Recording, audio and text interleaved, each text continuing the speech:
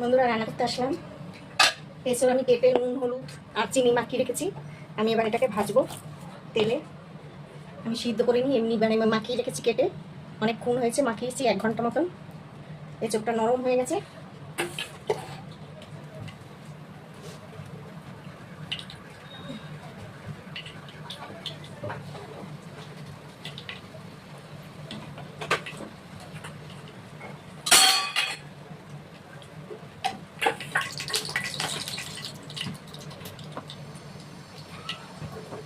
এঁচোড়টা দিয়ে দিচ্ছি, তেল গরম হয়ে গেছে।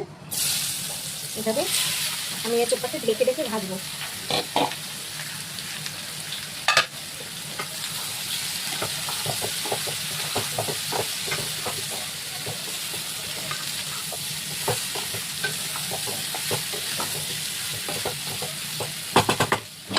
এটাকে আমি ভেজে দিলাম। এবার আমি এঁচোড়ের একটু মশলা করে নেবো। এখানে আমি পেঁয়াজ কেটে নিয়েছি, একটা গোটা পেঁয়াজ এখানে, আচ্ছা একটা টমেটো,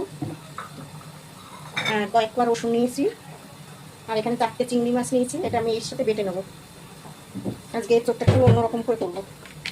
আর এখানে আদা জিরে বাটা আছে, এটা এর মধ্যে দিয়ে দেবো।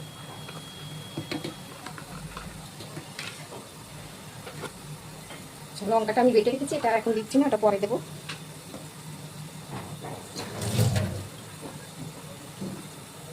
একটু জল দিয়ে দিচ্ছি, দিয়ে আমি এবার এটাকে বেটে নিয়ে আসি। আমার মশলাটাও বাটা হয়ে গেছে, এই যে। আর এঁচোড়টাও এদিকে ভাজা হয়ে গেছে, অনেকটা সুন্দর ভাজা হয়েছে, এই যে। এবার এটাকে নামিয়ে দেবো।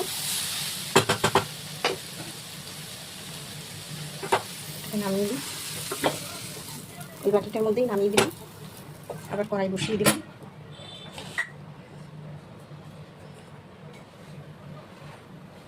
তেল দিয়ে দিলাম।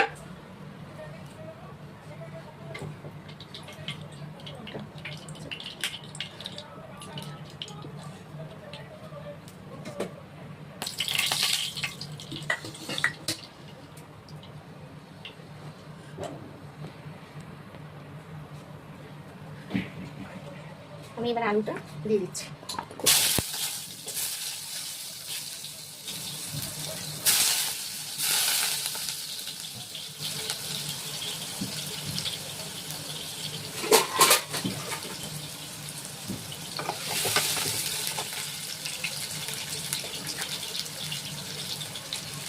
নুন দিয়ে দিচ্ছি, এঁচোড়ে নুন দেওয়া আছে, নুন একটু কম দেবো।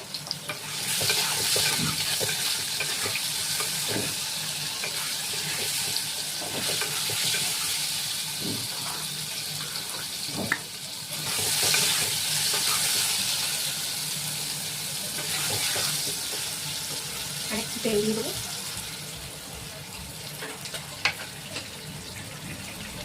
এবার আমি মশলাটা ঢেলে দিচ্ছি।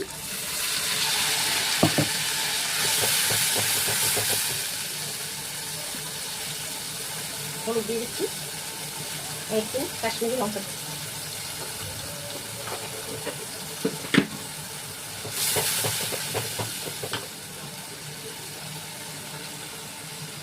এক চামচ লঙ্কা বাটা দিয়ে দিলাম। লঙ্কাগুলো একটু ঝাল আছে, 1 চামচই দিলাম, আর দেবো না। এবার আমি মশলাটা খুব ভালো করে কষাবো অনেকক্ষণ ধরে। মশলাটা কষে গেছে এঁচোড়ের। এবার আমি এঁচোড়টা ঢেলে দেবো।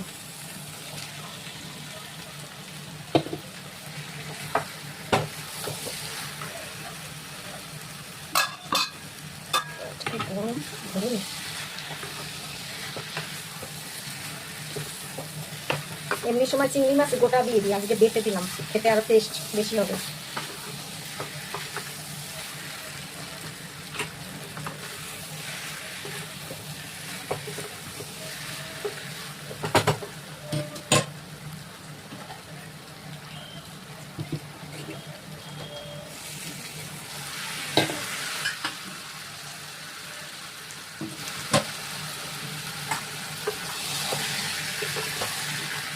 এঁচোড়টা একদম নরম হয়ে গেছে ভাজতে ভাজতে পুরো।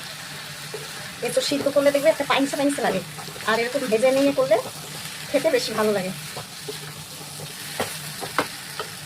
আজকাল আর সময় কত আছে বলো, মানুষের কাছে সময় নেই, যত সময় ধরে ভেজে ভেজে রান্না করবে, তাড়াতাড়ি প্রেসারে চিটি মারে রান্না করে হয়ে যায়। জল দিয়ে দিচ্ছি।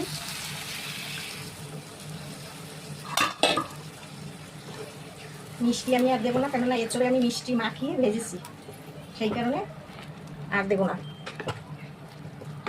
আলুটাও সিদ্ধ হয়ে গেছে একদম, আলু ভাজতে কষাতে কষাতেই আলু নরম হয়ে গেছে। এবার একটু ফুটবে ভালো করে।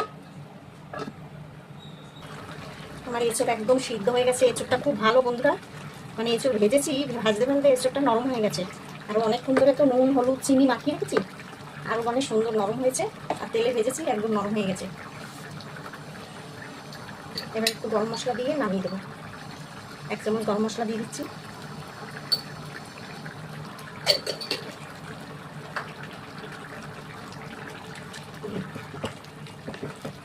মনে হচ্ছে মাংস রান্না করেছি, এত সুন্দর হয়েছে।